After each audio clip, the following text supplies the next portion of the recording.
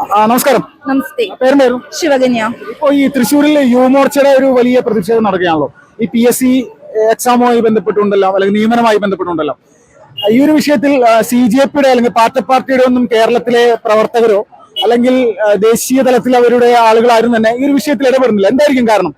ഇത് CJPയുടെ മെയിൻ ലക്ഷ്യം തന്നെ നാട് നശിപ്പിക്കുക അല്ലെങ്കിൽ രാജ്യം നശിപ്പിക്കുക തന്നെയാണ്. കാരണം നമുക്കറിയാലോ, പഞ്ചാബ്, ജാർഖണ്ഡ്, അതുപോലെ കേരള എന്നിവിടങ്ങളിലൊക്കെ PSCയുടെ പ്രശ്നങ്ങൾ വളരെയധികം രൂക്ഷമായിക്കൊണ്ടിരിക്കുകയാണ്. കാരണം കഷ്ടപ്പെട്ട് പഠിച്ച് ജോലി റാങ്ക് ലിസ്റ്റിൽ വന്നിട്ടടക്കം അവർക്ക് ഒരു രീതിയിലുള്ള ഒരു നിയമനം കൊടുക്കാൻ പറ്റാത്ത സർക്കാരാണ് ഇവിടെ ഭരിക്കുന്നത്. ഇതിലൊന്നും അവർ ഇടപെടാതെ നമ്മുടെ മോദി സർക്കാരിനെതിരെ മാത്രമാണ് ഇപ്പൊ CJP നടത്തിയ പ്രസ്താവന ഉണ്ടായിരിക്കുന്നത്. പൂർണ്ണമായിട്ടും ഈ CJP എന്ന് പറയുന്ന ഒരു പാർട്ടി ജനങ്ങളുടെ വിഷയങ്ങൾ ഇടപെടുമെന്നൊക്കെ പറഞ്ഞുകൊണ്ടാണ് പൂർണ്ണമായിട്ട് നിൽക്കുന്നത്. അത് പ്രതീക്ഷിക്കുന്നുണ്ടോ? അവര് എന്തിടപെട്ടു എന്ന് പറയുന്നത്? കാരണം ജൻസി കുട്ടികളെ വഴിതെറ്റിക്കല്ലാതെ അവര് ഒരു രീതിയിലും ഒരു കാര്യം ചെയ്തിട്ടില്ല. അല്ലെങ്കിൽ ഇവിടെ കേരളത്തിലായാലും എത്ര മാസങ്ങളായി എല്ലാവരും പ്രതിഷേധിക്കൽ തുടങ്ങിയിട്ട്. ഇപ്പൊ തന്നെ ഈ മാർച്ചിന്റെ ഇടയിലാണ് ഒരു കുട്ടീനെ വയ്യാതെ കൊണ്ടുപോയിരിക്കുന്നത്. അപ്പൊ അത്രയധികം നമ്മ പ്രതിഷേധിക്കുന്നുണ്ട്, കാര്യങ്ങൾ ചെയ്യുന്നുണ്ട്. പക്ഷെ ഇവിടുത്തെ മുഖ്യമന്ത്രി പോലും ഒരു വാക്ക് പോലും ഇതിനെതിരെ സംസാരിക്കുക ഒന്നും ചെയ്തിട്ടില്ല. നമുക്കറിയാം, കേന്ദ്രത്തിൽ പ്രസിഡന്റ് ആക്കിയപ്പോ അവിടെ പോയി ആള് ഇരുന്നു. പക്ഷെ നമ്മുടെ നാട്ടിൽ പ്രസിഡന്റ് ആയിപ്പോ ഈ മുഖ്യമന്ത്രിനെ ആരും കാണാനായിട്ടില്ല. ഈ പഞ്ചാബിലും ജാർഖണ്ഡിലും വലിയ പ്രതിഷേധമാണ് ഇപ്പൊ നടന്നുകൊണ്ടിരിക്കുന്നത്. പ്രത്യേകിച്ച് ജാർഖണ്ഡിലാണെങ്കിൽ ഒരു ജനക്കൂട്ടം, പ്രത്യേകിച്ച് ജൻസി വിഭാഗത്തിലെ കുട്ടികൾ ഇതിൽ ചോദ്യപേപ്പർ ചോർച്ചയുമായി ബന്ധപ്പെട്ടുകൊണ്ട് വലിയ പ്രതിഷേധത്തിലാണ് അവിടുത്തെ സർക്കാരിനെതിരെ. ഇപ്പൊ BJP സർക്കാർ അല്ലാത്തതിന്റെ പേരിലാണോ ഈ CJPയുടെ ആളുകൾ അല്ലെങ്കിൽ അഭിജിത് ദീപ്കെ പോലുള്ള ആളുകൾ ഈ ഒരു വിഷയത്തിൽ ഇടപെടാത്തത്? അത് ഉറപ്പായിട്ടുള്ള കാര്യമല്ലേ. കാരണം എന്ന് വെച്ചിട്ടുണ്ടെങ്കിൽ BJP ഭരിക്കുന്ന സ്ഥലമാണെങ്കിൽ ഇവർ എന്നേ വന്നേനെ.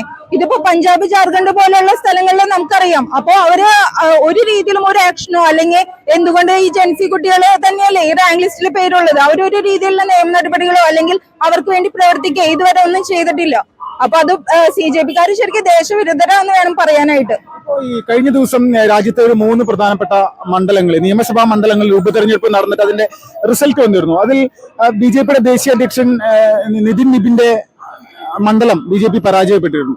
അപ്പൊ അതിനെ ഈ ദേശീയ തലത്തിലടക്കം ഈ CJPയുടെയും അല്ലെങ്കിൽ പ്രതിപക്ഷ പാർട്ടികളെല്ലാവരും BJPയുടെ ഒരു തകർച്ച ആരംഭിച്ചു എന്നുള്ള രീതിയിലാണ് പറയുന്നത്. എന്താണ് അതിനോടൊരു അഭിപ്രായം?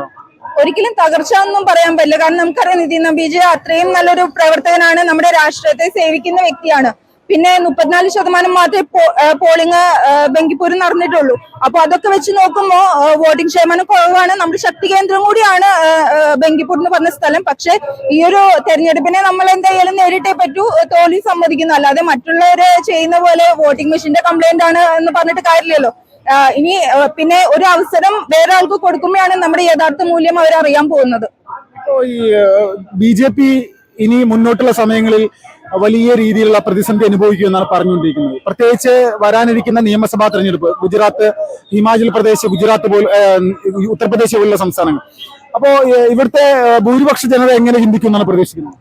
ശരിക്കും പറഞ്ഞാൽ താങ്കൾക്ക് ഇതൊക്കെ കണ്ടിട്ട് അങ്ങനെ തോന്നുന്നുണ്ടോ? കാരണം ഇവിടെ യുവമോർച്ച, മഹിളാ മോർച്ച, അതുപോലെ പാർട്ടിയിലെ ആളുകൾ എല്ലാവരും അതിശക്തമായിട്ടാണ് ഇപ്പൊ പ്രവർത്തിക്കുന്നതും.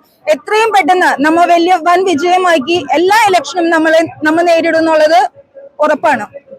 ഇപ്പോ ഈ വരാനിരിക്കുന്ന നിയമസഭാ തെരഞ്ഞെടുപ്പുകളെ ആ സംസ്ഥാനങ്ങളിൽ പോയി പ്രതിഷേധിക്കാൻ CJP അടക്കം തീരുമാനിച്ചതായിട്ടാണ് വിവരങ്ങൾ പുറത്തു വരുന്നത്. അവരൊരു രാഷ്ട്രീയ പാർട്ടി ആകുന്നില്ലെങ്കിൽ പോലും ഒരു ഗ്രൂപ്പായി നിന്നുകൊണ്ട് BJPക്കെതിരെ നിലകൊള്ളാനുള്ള ഒരു സാഹചര്യങ്ങളാണ് ദേശീയ തലത്തിൽ ഒരുങ്ങുന്നത്. അപ്പൊ ഇതൊക്കെ വരാനിരിക്കുന്ന തെരഞ്ഞെടുപ്പിൽ BJPയെ ബാധിക്കുമോ? അതൊന്നും ഒരിക്കലും ഇവിടെ അവരെന്തൊക്കെ നേരിട്ടാലും ഇവിടെ ഒന്നും അത് ബാധിക്കാൻ പോകുന്നില്ല. കാരണം 2004 മുതൽ 2013 വരെ ഇവിടെ ഹിന്ദുക്കൾ നേരിട്ട അക്രമവും കാര്യങ്ങളൊക്കെ നമുക്ക് അറിയാവുന്നതാണ്. അപ്പോൾ ഈ ഇവിടുത്തെ ഹിന്ദു സമൂഹമായാലും ഹിന്ദു വിശ്വാസികളായാലും ഞങ്ങളെല്ലാവരും BJPക്കൊപ്പമായിരിക്കും നിലകൊള്ളുന്നുണ്ടാവുക, ഉറപ്പാണ്. ഈ കേരളത്തിൽ യുവമോർച്ച നടത്തിക്കൊണ്ടിരിക്കുന്ന സമരങ്ങളിൽ വലിയ രീതിയിലുള്ള ഒരു വിജയം ഉണ്ടാകാനുള്ള സാധ്യതയുണ്ട്. തീർച്ചയായും. കാരണം അതിന്റെ ഇതുകളാണ് നമ്മളിവിടെ കാണുന്നത്. കാരണം അതിശക്തമായി തന്നെ നമ്മൾ അവരെ നേരിട്ടിട്ടുണ്ട്. അതിനുവേണ്ട നടപടികൾ എത്രയും പെട്ടെന്ന് സ്വീകരിക്കണം. അല്ല ഇവർക്ക് പറ്റുന്നുണ്ടെങ്കിൽ ഇവര് കേന്ദ്ര ഏജൻസികളെ നടത്തിപ്പിലാക്കെന്നാണ് പറയാനുള്ളത്. ഈ നമ്മുടെ സംസ്ഥാനത്തെ മുഖ്യമന്ത്രി VD സതീശൻ, അദ്ദേഹം ഈ CJP സമരത്തിന് പിന്തുണയായിട്ട് ദില്ലിയിൽ പോയിരുന്നല്ലോ. അവിടെ സമരത്തിൽ പോയിരുന്നു, വലിയ പ്രതിഷേധങ്ങളും വാഗ്ദാനങ്ങളൊക്കെ പറഞ്ഞിരുന്നു. പക്ഷേ ഇവിടുത്തെ PSC നിയമനവുമായി ബന്ധപ്പെട്ടുള്ള വിഷയത്തിൽ അദ്ദേഹം പ്രതികരിക്കുന്നില്ല, ഒരു നടപടിയിലേക്ക് പോകുന്നില്ല. എന്തായിരിക്കും കാരണം? ഇത്തരം കാര്യങ്ങൾ വളരെ ബാലിഷ്യമായിട്ടാണ് തോന്നുന്നത്. കാരണം സ്വന്തം നാട്ടിലെ പ്രശ്നം തീർക്കാണ്ടാണ് കേന്ദ്രത്തിൽ പോയി ഇടപെടുന്നത്. ആദ്യം സ്വന്തം നാട്ടിലെ അല്ലെങ്കിൽ ഇവിടുത്തെ ആളുകളുടെ ജനങ്ങളുടെ പ്രശ്നം ആദ്യം പരിഹരിക്കട്ടെ. കാരണം എന്തോരം പേരാണ് ദുരിതം അനുഭവിക്കുന്നത്. റാങ്ക് ലിസ്റ്റിലെ കഷ്ടപ്പെട്ട് പരീക്ഷ എഴുതി പഠിച്ച് മാർക്ക് വാങ്ങിച്ച് ലിസ്റ്റിൽ വന്നിട്ടും അവർക്ക് ഒരു രീതിയിലുമുള്ള ആനുകൂല്യങ്ങളോ അല്ലെങ്കിൽ നിയമനമോ കിട്ടാതെ എന്ത് കാര്യമുണ്ട്?